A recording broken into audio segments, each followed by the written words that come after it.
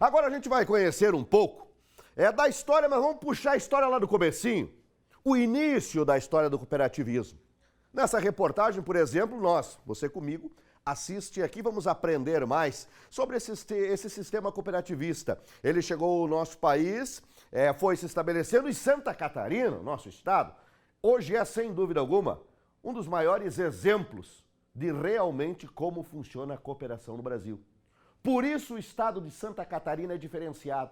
Por isso que nós vimos tantas crises há anos atrás. E aqui no nosso estado a gente deu uma patinadinha, mas não chegamos nem a sujar o joelho na patinada. Foi só uma patinadinha de nada e seguiu. Estamos num momento de pandemia, num momento de tantas atribulações, e o nosso estado está rodando. Isso tem muito a ver com a força, com a garra que o cooperativismo nos representa. Põe a matéria no ar.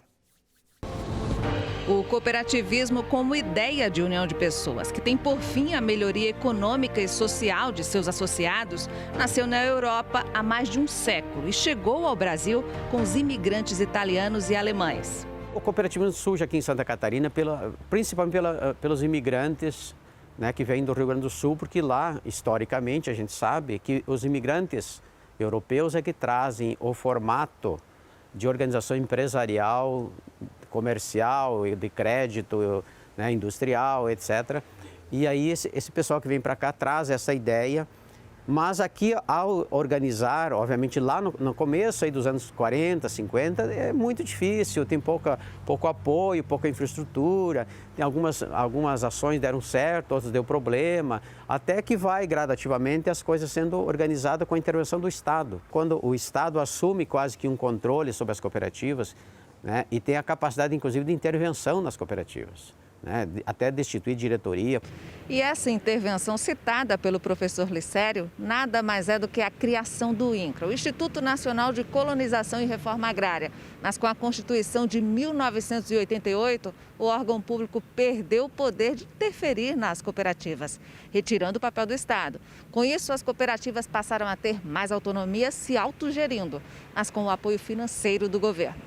E desde então, o cooperativismo deu um salto e, com isso, o nosso estado cresceu muito, se tornando referência em cooperativas agropecuárias, de crédito, cooperativas de saúde, transporte, infraestrutura e ainda trabalho, produção de bens e serviço. Hoje, isso corresponde a 254 cooperativas catarinenses que reúnem quase 2.700.000 associados, o que significa que mais da metade da população de Santa Catarina está vinculada ao cooperativismo, mantendo 67.558 empregos diretos. Bom, o cooperativismo em Santa Catarina é reconhecido como um dos maiores do Brasil todo, né? Gera uma economia muito forte para o Estado, né? Esse ano bateu o recorde, inclusive nos seus resultados operacionais. Os produtores são associados, são donos da cooperativa, né? Sem dúvida faz com que todos eles, neste momento, inclusive de maior crise, né? Se dediquem, se apliquem, né? Dentro da atividade, né? Fazendo com que ela continue trabalhando com todo o esforço de cada um desses produtores associados. Na atual situação, as cooperativas reagem oferecendo uma contribuição que só a generosidade e o trabalho podem sustentar. Hoje nós vivemos um momento de pandemia onde, mais uma vez, o cooperativismo dá exemplos à sociedade, porque não se trata de deixar as pessoas ao relento sem apoio, sem a força da coletividade. E essa coletividade tem produzido verdadeiros milagres. Vamos transportar essa teoria para a prática. O pequeno produtor que mora lá no interior, ver o seu produto chegar à mesa do japonês, do europeu, do norte-americano, do chinês, isso parece um verdadeiro milagre.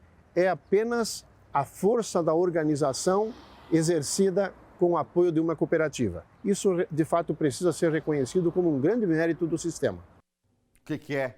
A união de pessoas, de profissionais, cada um no seu ramo, fazendo uma comunhão e empurrando tudo para o mesmo lado. todo mundo caminha para o mesmo lado, todo mundo caminha com o mesmo objetivo, aí a coisa anda. Muitas coisas na nossa vida e no nosso país não andam justamente por isso. A gente acaba tendo forças e interesses contrários. E aonde tem o jogo da força e do interesse contrário, tem muita coisa que não dá certo. Porque tem gente que trabalha, se esforça e outro que joga contra.